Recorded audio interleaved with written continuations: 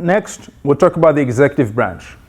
The executive branch, you have to be 35. Remember, the higher the office, the higher the... So, House of Representatives, 25. Senate, 30. President, 35. From 7 years to 9 years, now 14 years. Having lived in America, natural born, which has been interpreted to understand you're born inside America or born of American parents, all right? And the 22nd Amendment, you have 2 terms of 4 years. However, the American president can serve for 10 years, and we'll talk about that if you have time.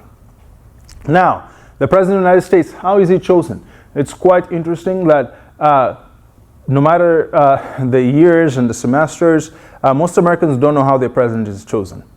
And the American president is the only president in the world who's not chosen directly by his people or her people, so far his people. All right? So you have 435 members of the House of Representatives, plus the Senate, plus Washington, D.C.'s 23rd Amendment 3, giving us 538. There are 538 electoral votes in America. 100 of them, we know every state will have 2. We know D.C. has 3. And then the 435 are based on the number of members of the House you have as a state. And that number can fluctuate depending on your population size. Right? So in the last election, census that is done every 10 years, Texas gained 2 seats. I believe Florida gained 1. I believe California may have lost 2. So the numbers can change based on population shifts, right? Now, the other thing is, when you win a state, other than 2 states that are really small, you take 100% of their electoral votes, which is another challenge, right? In that you would think if you won, let's say Texas has about 40 million people, you'll think if you won 40%, you will take 40% of the electoral votes. No, you get absolutely none, right? Even if you lose by a small margin. And that's the way the design of the election process is in America. Sometimes it's understood to be a more elite-driven, right? James Madison said that suffrage is a matter of peculiar delicacy. And the peculiar delicacy is to try to balance the powers of the elites, state elites, and that of the masses or the people. And one of the inventions they did to balance that was create this thing called the Electoral College. Now, there is nowhere in the Constitution that says they have to vote the will of the people. So in December, that's when they meet to vote. We vote in November. They can choose to not vote the will of the people. Now, we move from there and we have a number that is 270. To be the president, you have to get 50% plus 1, right, over 50%, and the magic number is 270. So when you look at the news during elections, you see the number 270. That is the number you need. So to become the president of the United States, it's the majority principle of voting, in which is over 50%. All right. Now there's a succession after the president, the 25th Amendment, right? Vice President, Speaker of the House, President, pro tempore, Secretary of State, and it goes down the line. Now, we've talked about 270. 270 is the number that is needed. Now, what happens if nobody gets 270? All right. Imagine a situation in which you have 3 candidates, and you know there's nobody who gets over 50%. In that case, the legislative branch will choose the President of the United States on behalf of the people of the United States, which is interesting. And that is done on January. The ballots coming from the Electoral College are counted on January 6th. All right. Now, the executive branch. As the president, you have appointing powers, military powers, you have public policy powers, and administrative powers. You appoint a lot of positions. The executive business I mentioned that the Senate is part of. So if you can think about the cabinet secretaries, 50 plus independent commissions from the Postal Service, Securities and Exchange Commission. You're talking about federal judges from all levels, right? District, appellate, supreme, ambassadors, consuls, promotions in the military. So as a president, you have appointing power, and that can be able to set the agenda of the nation in that you select the type of people who have the policy preference that you choose. Legislatively, you have the veto power. And historically, we have seen that it's very hard to override a veto because you need 2/3 of both chambers. And so vetoes are very powerful. Of recent time, the pocket veto, the idea that the president waits until Congress is out of session and therefore they cannot challenge his vetoes, that has not happened since, I believe, Bill Clinton. So in the modern times, we've not seen presidents actually successful with pocket vetoes or choose not to use pocket vetoes. And the power of the veto has really gone down in use in modern times. And so the last count that I had was only 106 overrides with 1,484 vetoes, right? And that's not counting, I believe, the last administration. Another powerful power that you have as the president is the limelight. You have the ability to make speeches, and those speeches can set the agenda. They can set doctrines, right? If you think about the Carter Doctrine in terms of the Gulf states, security is part of American security. And if you think about Wilson, and you think about all these, the Monroe Doctrine. So speeches are powerful for the president to make, and speech in today's world can include texting, tweets, and all these other social media platforms. We can consider that ability of the president to set the public policy and the agenda from speech. And then military power. The president is the commander-in-chief of the Army, the Navy of the United States, and the militia of several states, which I'll not deviate too far, but just to understand the word militia actually occurs before the Second Amendment. And if we truly want a proper definition of what a well-regulated militia is, we can simply look at Article 2, Section 2 of the Constitution. Now, America has only been in 5 declared conflicts, right? The last one being World War II. So the War against Great Britain, 1812. Mexican-American War, 1846. Spanish-American War, 1898. World War I, 1917. World War II, 1941, 1942, right?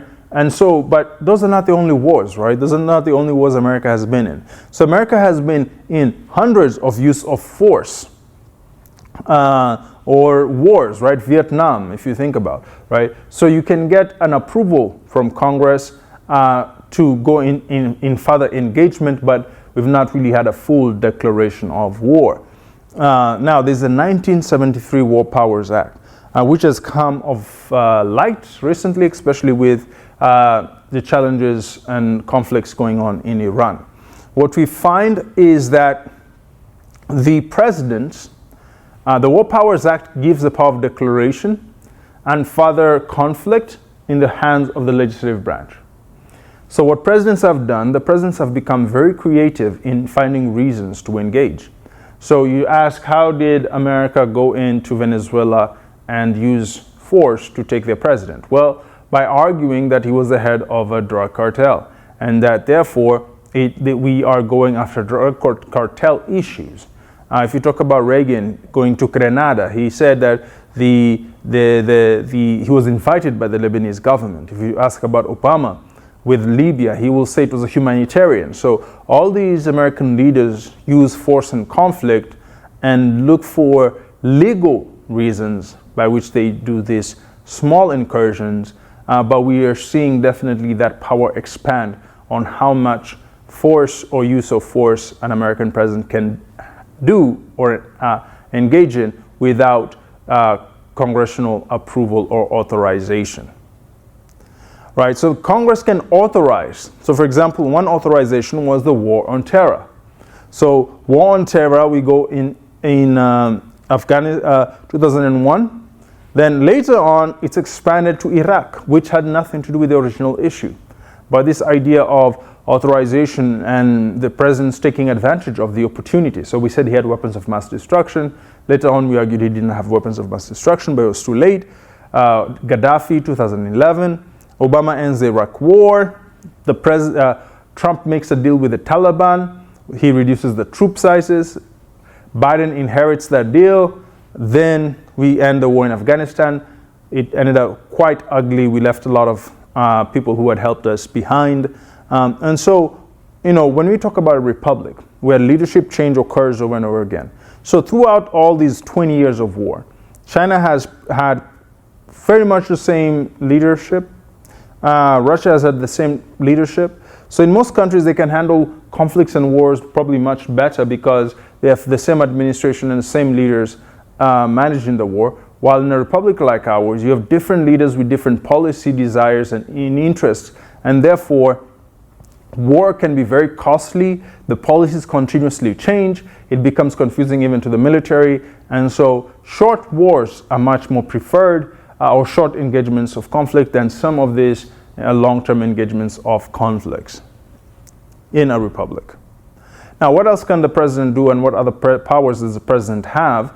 And these have to do with trying to go around Congress. One of the things that the president can do is, when they're signing a bill into law, is called a signing statement, giving themselves credit for the passages of this law, and also write in the law, as they're signing, how they believe, as the president is the head of the administration of government, how they would like this new law to be implemented. Executive agreements. These are agreements between the president and foreign nations, the executive branch and foreign nations. Really came from a case, United States versus Belmont, 1937, where the executive branch had helped a U.S. citizen deal with an issue he had with the Soviet Union.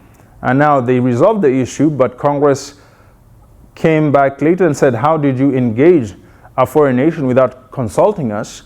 And the court said it is okay for the president to do such action, although it has the force of law, right, during your tenure. It's not fully a treaty, right, because it's not been approved. It's not gone through the regular process, but that gave the president a little bit more power to engage foreign nations in certain deals without necessarily going to the Senate. Executive orders are what we have seen more in our times. This is when the president sends directives. So,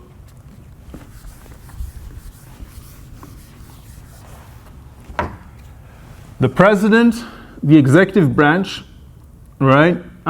There's the cabinet, and there's all these agencies. And so when the president writes an executive order, he's sending an order down the line. So for example, if it was Health and Human Services, this is a cabinet level position. Underneath them, they have the FDA, Food and Drug Administration. He can send a directive down on how he wants the FDA to carry out a public policy, right? He's not making law. His executive orders have to be based on written law, but there are areas in which the law may not speak to. For example, he can send an executive order to Border Patrol.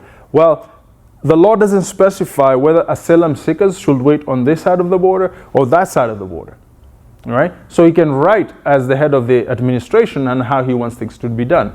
Now, if he writes an executive order, but that executive order is to be found to be against the Constitution, then he can be taken to court. And for example, the president, Trump, wrote an executive order ending birthright citizenship and telling the Secretary of State or Department of State to not allow people who are born of undocumented parents or visiting persons who have children here to be given citizenship. That was found to be unconstitutional.